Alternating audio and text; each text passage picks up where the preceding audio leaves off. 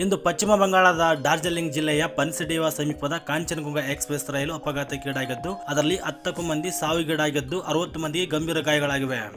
ಸೋಮವಾರ ಬೆಳಗ್ಗೆ ಈ ಘಟನೆ ನಡೆದಿದ್ದು ನಿಲ್ದಾಣ ಸಮೀಪ ಸಿಗ್ನಲ್ಗಾಗಿ ಕಾಯುತ್ತಿದ್ದ ಕಾಂಚನಜುಂಗಾ ಎಕ್ಸ್‌ಪ್ರೆಸ್ ರೈಲಿಗೆ ಹಿಂದಿನಿಂದ ಗೂಡ್ಸ್ ರೈಲು ಬಂದು ಡಿಕ್ಕಿ ಹೊಡೆದಿದೆ.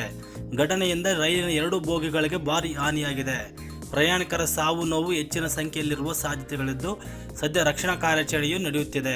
ಅಪಘಾತದಲ್ಲಿ ರೈಲಿನ ಲೋಕೋ ಪೈಲಟ್ ಸೇರಿ 10 ಪ್ರಯಾಣಿಕರು ಸಾವನ್ನಪ್ಪಿದ್ದಾರೆ.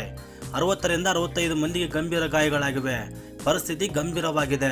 ಗೂಡ್ಸ್ ರೈಲು ಕಾಂಚನಜುಂಗಾ ಎಕ್ಸ್‌ಪ್ರೆಸ್ಗೆ ಡಿಕ್ಕಿ ಹೊಡೆದು ಈ ಘಟನೆ ಸಂಭವಿಸಿದೆ ಎಂದು ಡಾರ್ಜಿಲಿಂಗ್ ಎಸ್ಪಿ ಅಭಿಷೇಕ್ ರಾಯ್ ಮಾಹಿತಿ ನೀಡಿದ್ದಾರೆ. ಗಾಯಗೊಂಡಿರುವವರನ್ನು ಸಮೀಪದ ಆಸ್ಪತ್ರೆಗೆ ದಾಖಲು ಮಾಡಲಾಗುತ್ತಿದೆ.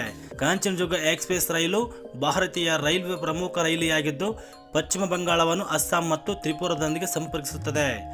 ಇನ್ನು ಈ ಘಟನೆ ಬಗ್ಗೆ ಪಶ್ಚಿಮ ಬಂಗಾಳದ ಮುಖ್ಯಮಂತ್ರಿ ಮಮತಾ ಬ್ಯಾನರ್ಜಿ ಟ್ವಿಟರ್ ಜಾಲತಾಣದಲ್ಲಿ ಪ್ರತಿಕ್ರಿಯೆ ನೀಡಿದ್ದಾರೆ.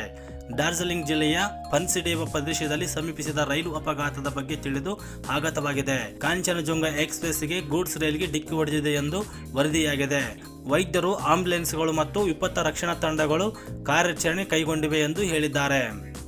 ಇನ್ನು ಈ ಘಟನೆ ಬಗ್ಗೆ ಪ್ರತಿಕ್ರಿಯಿಸಿದ ನರೇಂದ್ರ ಮೋದಿ ಅವರು ಪಶ್ಚಿಮ ಬಂಗಾಳದಲ್ಲಿ ಸಮೀಪಿಸಿದ ರೈಲ್ವೆ ಅಪಘಾತದಲ್ಲಿ ಮೃತಪಟ್ಟ ಪ್ರತಿಯೊಬ್ಬರ ಮುಂದಿನ ಸಂಬಂಧಿಕರಿಗೆ 2 ಲಕ್ಷ, ಗಾಯಗೊಂಡವರಿಗೆ 50,000 ರೂಪಾಯಿ ಪರಿಹಾರವನ್ನು ನೀಡಲಾಗುವುದೆಂದು ನರೇಂದ್ರ ಮೋದಿ ಅವರು ಘೋಷಣೆ ಮಾಡಿದ್ದಾರೆ.